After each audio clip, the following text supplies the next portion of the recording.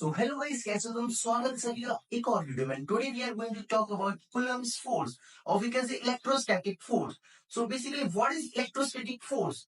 तो basically, according to Charles Coulomb, जो एक बहुत famous scientist थे, they formulated a theory, or we can say set of derivations, बहुत सारी derivations की.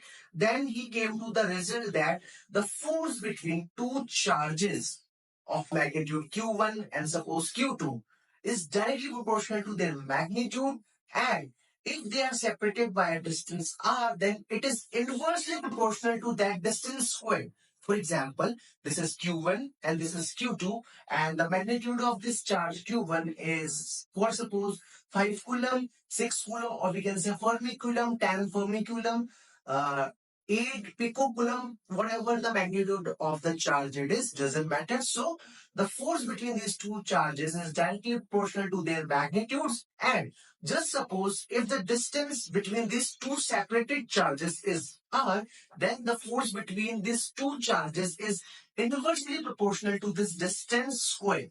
So if we combine these two proportionalities, then we get F is directly proportional to magnitude of these charges Q1 and Q2 over R squared. So we get the formula F is equal to K.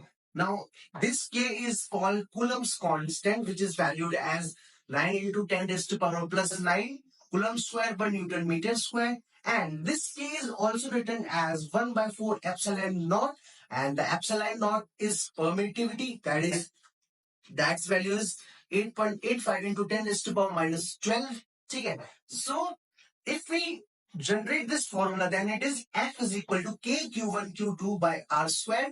हम generally K को ही use करते हैं because it is easy to simplify, because 1 by 4 pi epsilon dot थोड़ा सा गड़बड़ कर सकता है. अगर हम इसकी वैल्यू याद कर ले तो इजी होगा. ये एटम्स एंड न्यूक्लियस में ज्यादा काम आता है ये वाला formula 1/4 epsilon pi epsilon dot के को हम यूज नहीं करते. सो आई होप तुम्हें कूलम्ब्स फोर्स समझ में आया होगा, और ऐसी वीडियोस के लिए सब्सक्राइब कर लो. Bye bye.